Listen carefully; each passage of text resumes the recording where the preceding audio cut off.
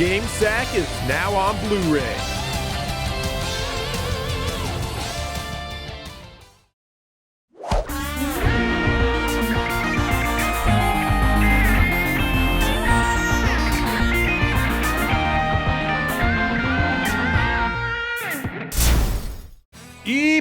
Hello and welcome to Game Sack. Can you guess what we're talking about? No, it's not Samurai Showdown. But close enough. We're talking about more fighting games, and we have several more to show you. I love fighting games. Do you like fighting games, Dave? I like fighting games. There's a few that I might love, but overall I just like them. Okay, well anyway, let's just get right on into it.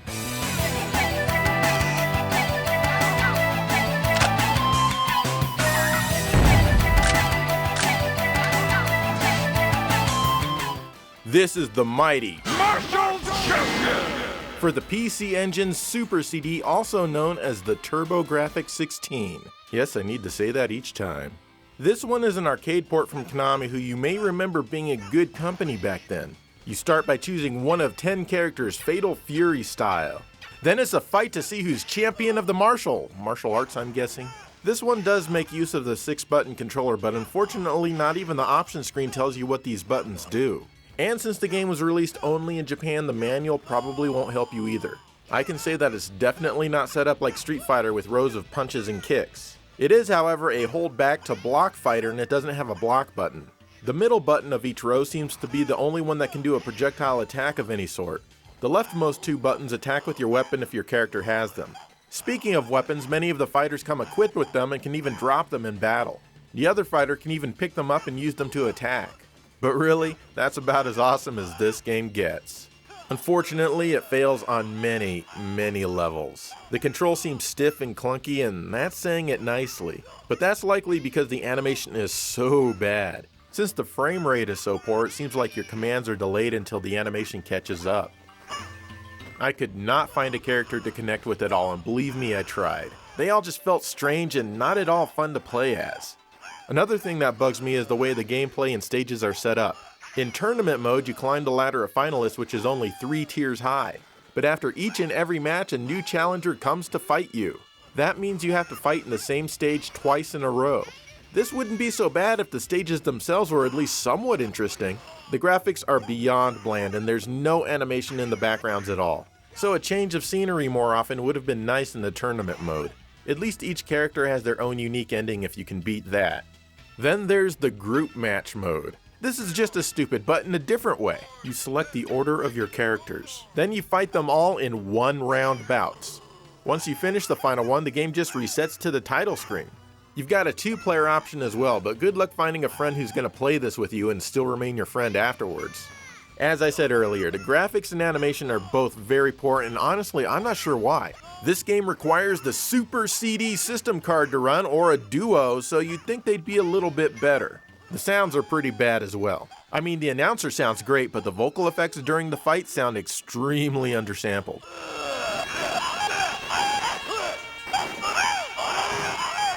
The music is pretty good, though it could sound better and be more dynamic.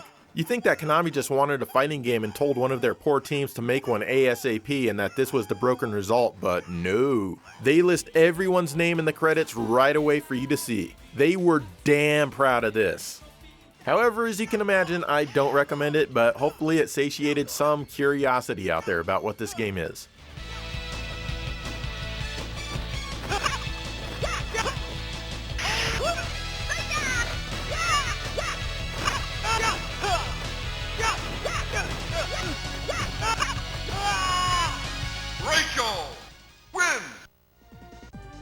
Here's Gundam Wing Endless Duel for the Super Famicom. This game was released way late in the system's life in 1996. In our previous fighting games episode, this was recommended a few times, so I thought I'd check it out. I'm glad it was recommended because this is actually a pretty fun fighting game. I've got to preface this review by stating that I've never watched any Gundam anime. I have no idea who any of these pilots are, and the same goes for the mechs as well. But that doesn't mean I can't enjoy the game, right? There's not a lot going on in terms of game modes here, and you have the usual story mode, versus mode, and trial mode. Trial mode gives you 1 life bar, and battles have only a single round. If you win, you continue to the next battle with what life bar you have left. It'll refill slightly, but not completely. The story mode is what I mainly played, and surprisingly there really isn't any story happening here. If you win, you have the usual after-battle message that all fighting games seem to have, and then you move on to the next battle. I've played as all the different mechs, and I found a few that I liked and of course a few that I didn't. The ones that I don't like are the ones that don't do much damage when attacking. There's been many matches where I feel like I'm landing a lot of attacks, but for some reason only a quarter of my opponent's life bar is gone. Still, the game is super easy to pick up and play, and if you played any Street Fighter, you won't be lost here. Most of the controller combinations you use are variations on Street Fighter controls. Each mech does feel different in the way they battle, and that's a good thing. Each one has lots of different moves, and they're pretty easy to pull off. Instead of a super meter, there's a counter that maxes out at 300. There's many types of super and special moves for each character, and depending on which one you pull off, it'll drain the counter by 100 or 200 points. You'll run out of points from time to time, but it's not a big deal since the counter goes back up. Every time you land an attack, it'll add more points to the counter, and it seems to fill up fairly quickly. Another great feature is that your character can do a super high jump. Actually, they can do this up to 2 times, which is great for getting out of a battle where you get cornered, or just to get away for some free time. There's also this crosshair that will show up on both of the fighters when they're far away from each other. It's cool because you can fire off rounds at your opponent, but it's also not cool because it's a big distraction and it pops up all the time. For a Super Famicom game, the character sprites are very large, and what's even better is that there's no slowdown. This is amazing considering the processing power of the system. I'm sure one thing that helped is the lack of animation everywhere else in the stage. Even though the backgrounds look pretty good, there's nothing going on back there at all. And of course, I have to mention the music. For what it is, it's pretty good. I couldn't tell you if any of it's taken from the anime, but it could be worse. I haven't played this as much as I want to yet, but so far I've had a great time and look forward to playing even more down the road.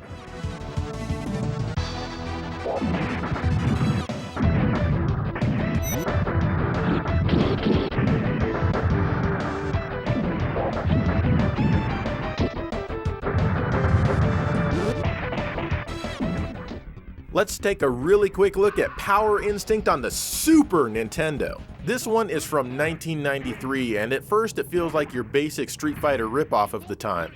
In fact, there's really not a whole lot to set it apart from most other fighting games. Well, except that you can double jump, and that's fun to do.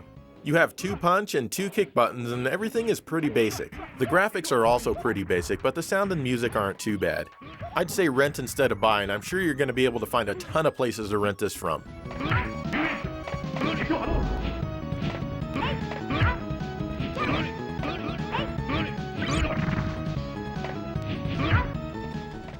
There's also a version of Power Instinct for the Mega Drive in Japan. This one plays slightly better than the Super Nintendo version, I feel, but both the graphics and the sound are so much worse. It almost seems like they didn't care about the presentation at all when making this one. I recommend playing the Super Nintendo version if you must play it at all.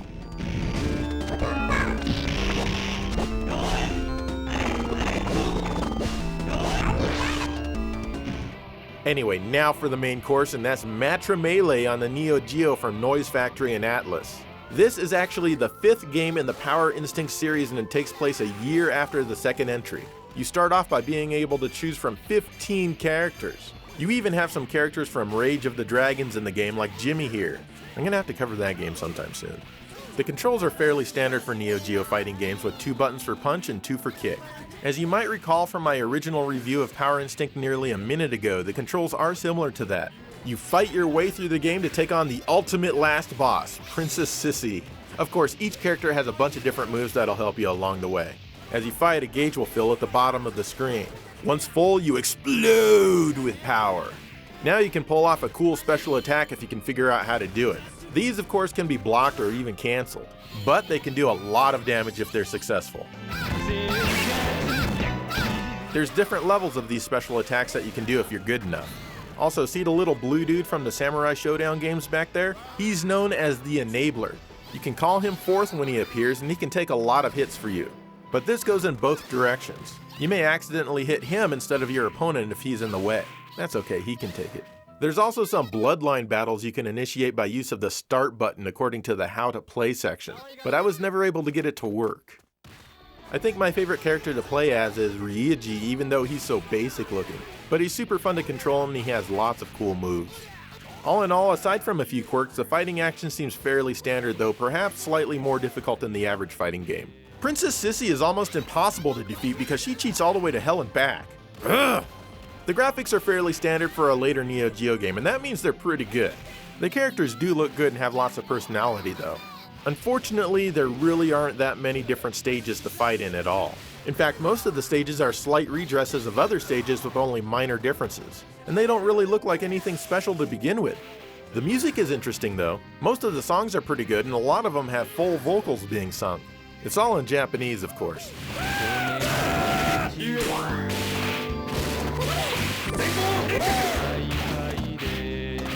And as you'd expect from Noise Factory, the entire game is in mono. Not even a stray sound effect here or there has any stereo effect to it. But if anything makes this game stand out, it's gonna be the music. It's really unique and kinda reminds me of some of the stuff you might hear in the first Kill Bill movie. This isn't a bad game by any means, but it's not destined to become a classic. An updated version of the game can be had on the Japanese PS2, but it doesn't have the Rage of the Dragons characters in it.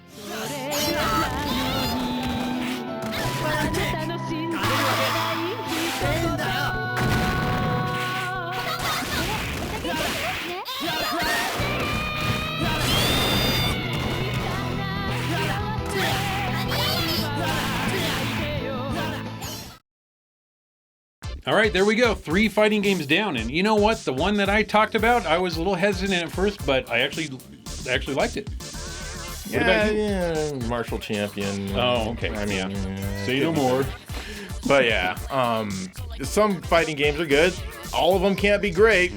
So anyway, we've got more than 3 coming up for you. So sit back, watch, and attempt to be entertained. Please, humor us.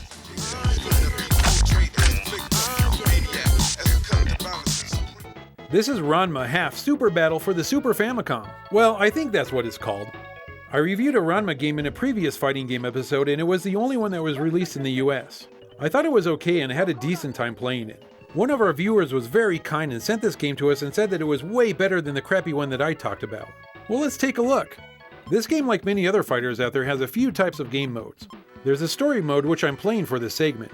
There's also some multiplayer modes like Tag Battle, which lets you tag in and out like a wrestling game, and the usual versus battle. In the story mode, right away you can choose from one of the 12 fighters. As I said before, I know absolutely nothing about the Ranma anime, so all these characters have no meaning to me. I tried out a few to see if I could find one that I liked. Firstly, I tried this cheerleader because, well, I like cheerleaders. I like them a lot. She's not bad and has some good moves. It was fun smacking people in the face with her baton. Then I tried this small girl with a book bag. She wasn't the one for me as I just couldn't figure out many of her moves. Eventually I found a character that I liked. Yep, this guy in the yellow shirt with the bandana. As I started playing, I found that he has lots of cool moves that I was able to get the hang of right away. All the characters do have a long list of moves and special moves. The special moves in this game are crazy. You hold in the L button for about 3 seconds. It's kind of a combination taunt and charge action. You're completely vulnerable while you're doing this, so make sure you have some room between you and your opponent. Once your life bar starts to flash, then you're ready to unleash your super move. These vary from character to character, but they're all really easy to pull off and do quite a bit of damage if they hit. Speaking of control, I had no problems controlling any of the characters I tried out. The battles flow smoothly and the hit detection is very responsive. It's really fun to figure out the best way to get in on your opponent and do some damage.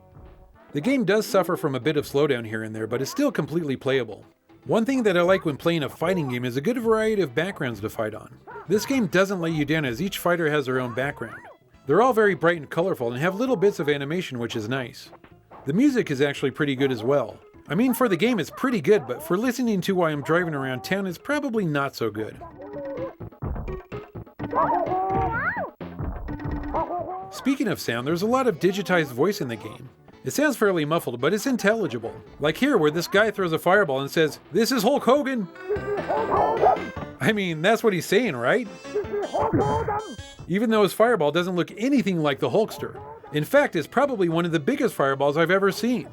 So, do I like this one more than the other Ranma game I reviewed? Hell yes! I actually had a really good time with this one. It has a charm to it that makes me want to play more. Do I want to watch the anime now? Hell no! I'll stick with this game. It's as close as I'm going to get to the Ranma universe. And lastly, I'd like to thank the viewer who sent us this game. You know who you are, and this was a really nice gesture. Thank you. And for everyone else, give this game a shot. It's actually really fun.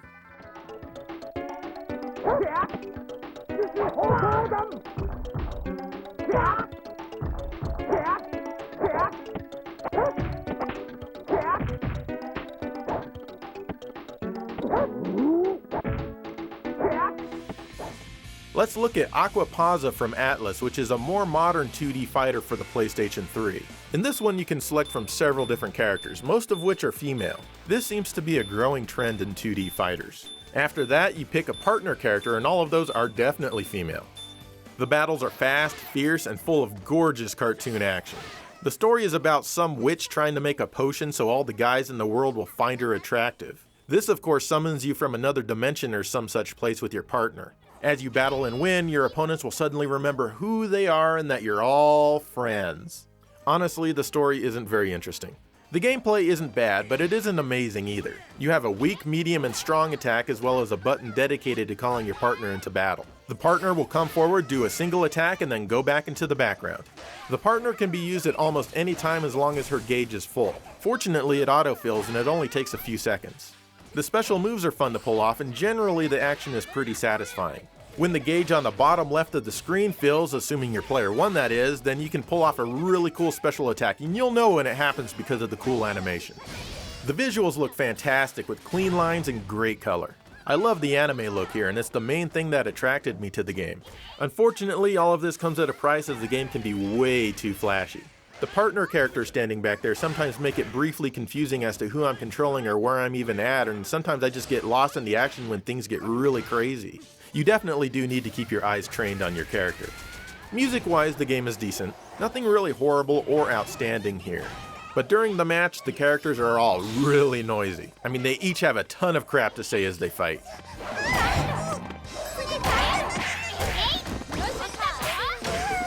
There's also another story that's unlocked after you beat the first story.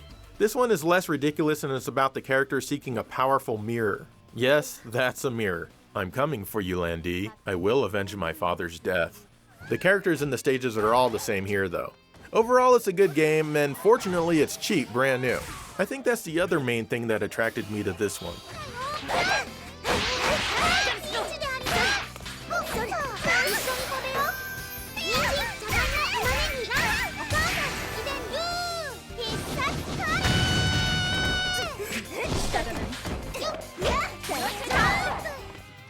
Capcom Fighting Evolution was an arcade fighting game and then saw a release on the Xbox and PS2. I'm playing on the PlayStation 2 here. The cool thing about this game is that it takes fighters from 5 different Capcom franchises and lets you fight with them. I guess it's kind of like an internal crossover, if you will. So there's 4 fighters represented from each of the following Capcom games: Street Fighter II, Street Fighter Alpha, Street Fighter III, Darkstalkers, and Red Earth. It's cool to have characters here from Red Earth, as I've never played that game before. I'm sure you're wondering how this all works and if they all use the same fighting system. There's no single system here. All the fighters use the system from the game that they came from.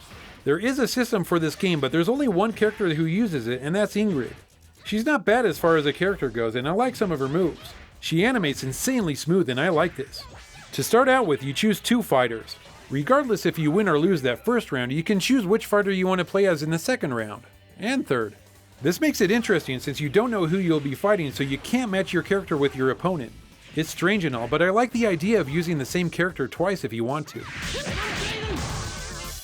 So if there's one problem with this game, it's that you have a very limited roster for each series. Well, maybe it's not a problem, but I still wish there were more fighters. I would have loved the ability to play as Ken, Sagat, or Morgan, or even Birdie from Alpha.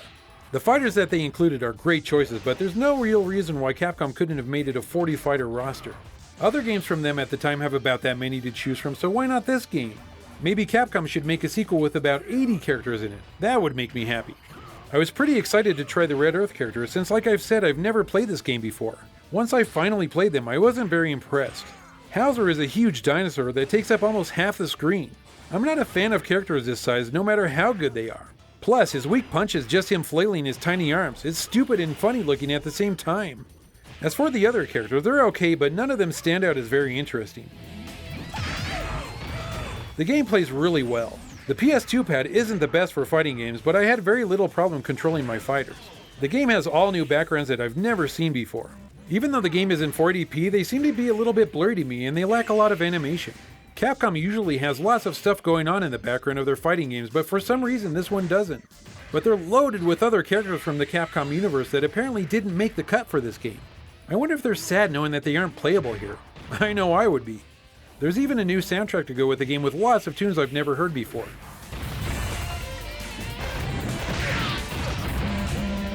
It's not as strong as other offerings from Capcom, but they do sound good and overall I like them. So this really isn't a horrible title. I like the idea behind the internal crossover, but it just isn't quite the game that it could have been or should have been. I bought the game for $7, so I don't feel too ripped off. If you see it for this cheap, I'd recommend picking it up as it at least has $7 worth of entertainment.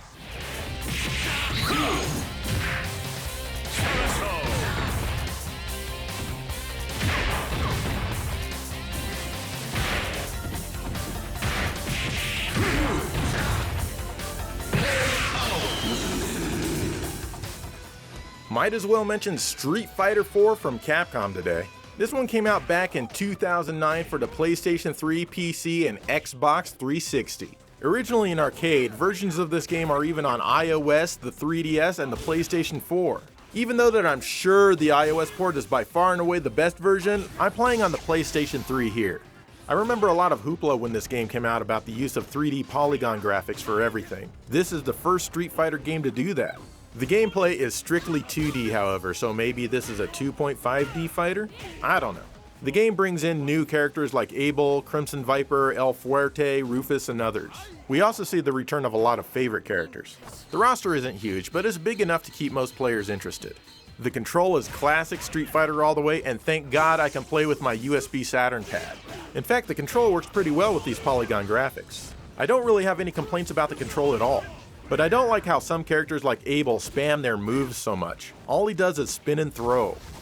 Street Fighter 4 adds focus attacks, which you do by pressing the medium attack button simultaneously. I suck at these though, and I really honestly never try to use them. In fact, you can get through the entire game just fine without them, so use them if you want and don't if you don't.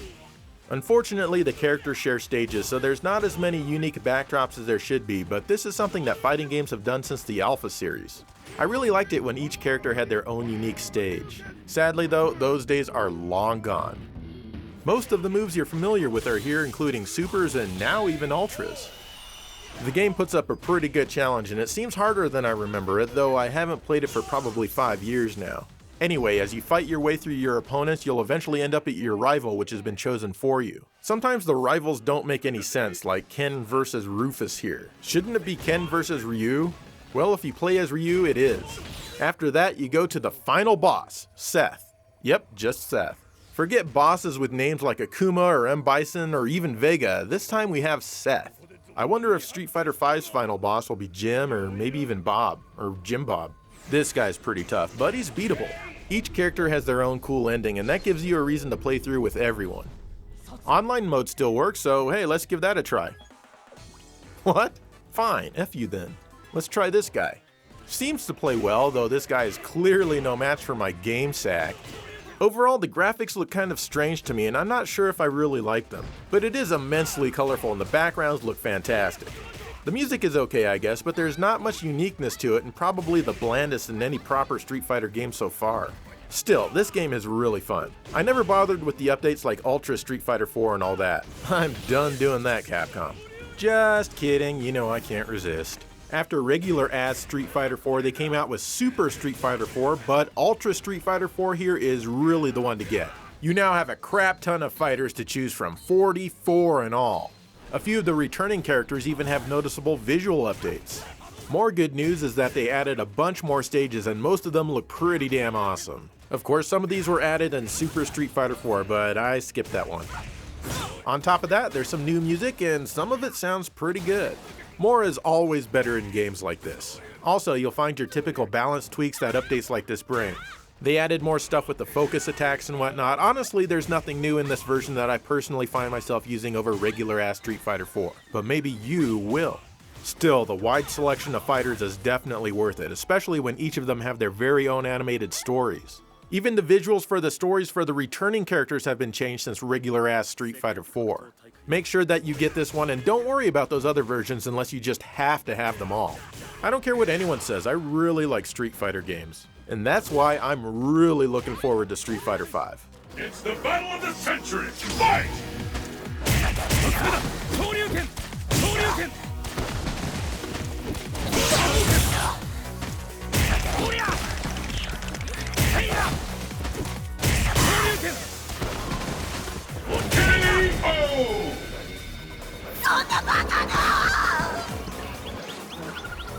All right, there you go, guys. One more fighting game episode in the books. Indeed. Dave, what did you think of Street Fighter 4? Overall, I liked it. I don't like the fact that you have to buy more discs to get more characters. But other than that, it's a fun game. It controls great, you know, and it looks really good. So you're not a fan of they release a Street Fighter, then they release Champion Edition, then Super EX plus Alpha? Not at all. I don't want to pay $40 every time to get just a few more characters. So it's. I don't think you're alone. No, I don't think so either. And that's why I'm looking forward to Street Fighter 5, because they're not supposed to do that, hopefully. Come on, Capcom. Anyway, what are some of your favorite fighting games? Let us know. I mean, we've got a couple of other fighting game episodes. You guys have already given us a lot of ideas. Please feel free to give us more, because, I mean, they're great ideas. They are great ideas. We're working on getting some of those. Yeah, and I actually used one for this episode and worked out really well. Nice. Let us know in the meantime. Thank you for watching GameSack.